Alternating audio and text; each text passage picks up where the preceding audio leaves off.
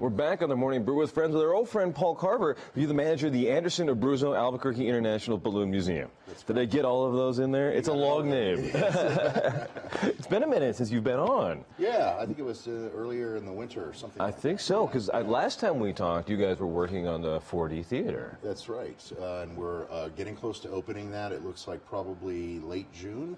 We'll be opening our 4D theater. I'm going to know what 3D is. Yes. 3D, I mean, I've gotten that. But 4D, what's the fourth? Well, you know, the 4D is adding physical sensations like a vibrating chair or a burst of air or something like that. So that'll be part of the experience. And I actually like to say we have 5D because of the amazing audio system that goes with this. So visually, in terms of what you hear and then also what you feel, it's going to be a truly unique experience. That's cool. And is it like a Dynamax style theater inside? So it's designed for, it's not a dome, but it has these seats that are on risers, and the screen is actually huge. It's a curved screen. Runs floor to ceiling and side to side, and it's designed for really short videos, interesting flight or science-related videos, and that'll be, we'll start running those just as soon as we can open. Oh, I can't wait, because that sounds like so much fun. It's going to be a lot of fun. I've always wanted to learn to fly. This might be the closest I'll ever get to like actually doing it, Well, there's plenty of opportunities to fly in balloons in this town. I so know, you may right? want to do it for real at some point. Someday I need to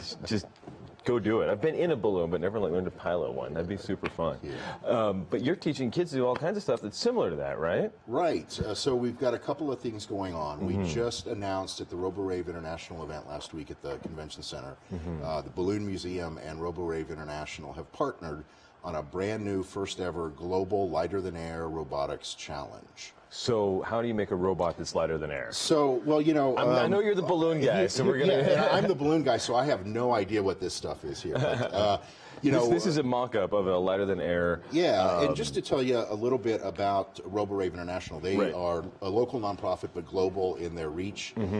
They work with kids all ages, 8 to 98, as they like to say. And they try to inspire kids to make robots. Exactly, and it's a way of getting them engaged in science, technology, engineering, and math. And of course, we, as the Balloon Museum, are kind of a gateway to that same sort of subject. Right. And by combining forces, what we're hoping teams will be able to do is create a robotically controlled hot air balloon. Now, this doesn't have the envelope on top of it, but as you can see, there's the ability to program it and to operate certain mechanisms. This little servo over here could activate a heat source or something like that, or a vent in the balloon. And it's an open design competition that will run for most of the year.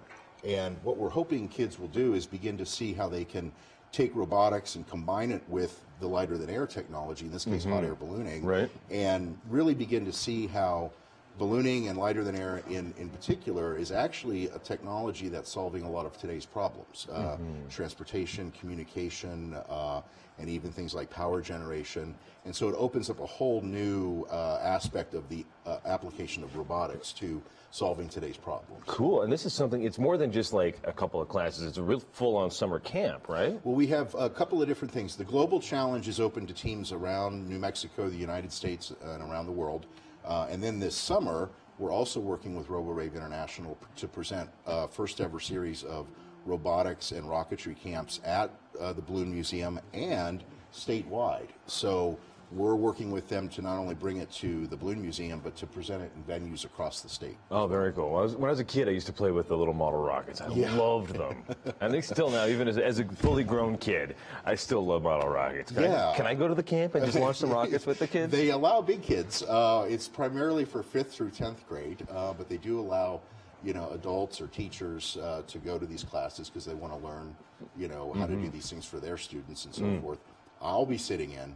I've loved rocketry since I was a kid, and what's neat about this program is they start off with air-powered rockets, and then they sort of master the concepts behind how you propel something at a certain trajectory and speed, and build up to water-powered rockets, and then ultimately the classic real model rockets with the real rocket engine. I used to build those things as a kid, and like you'd sit there for hours and putting the cardboard tubes together. And, That's right. And then driving out to find some field that was empty that you could launch one in. It was so much. And then the hardest part about them, though, was like chasing them down after they went off. Chasing them down, if they worked right and you deployed your parachute, it could be quite a distance. It would go far. Them down. I think most of mine just kind of nosedive. But it's super cool to like have that stuff around still, right? Definitely. And that's just part of everything you guys have going on at the Balloon Museum, though, right? Right. So we're very busy. We have a couple of events coming up. Actually, on May 21st, we're hosting the Metro Public Safety Day and Recruitment Fair. That's on the 21st. In early June, there's the Albuquerque Folk Festival is taking place there. Of course, we have plenty to see. As a visitor, we're open year-round, Tuesday through Sunday. It's not just people think it's just a balloon fiesta time museum, right, but they it is do. open year-round. Well, and Fiesta is very well known, and we're located near that area. But the Balloon Museum is about ballooning history, which started way back in the 18th century, and the future of ballooning too. There's a lot going on in that realm as well. You just happen to be next door to the Balloon Fiesta Park, which no complaints. It's the best seat in the house, frankly. No doubt, no doubt. Well, cool. Well, I can't wait to see some of these, some of the robotic balloons. Maybe they'll do some like balloon drones.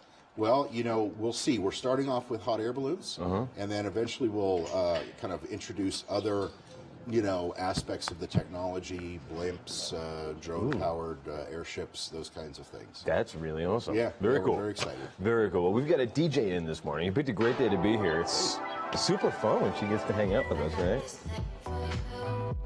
Come closer, I can whisper in your ear.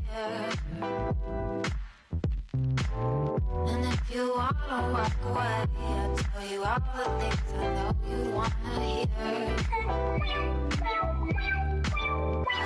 closer to you, come over. I know we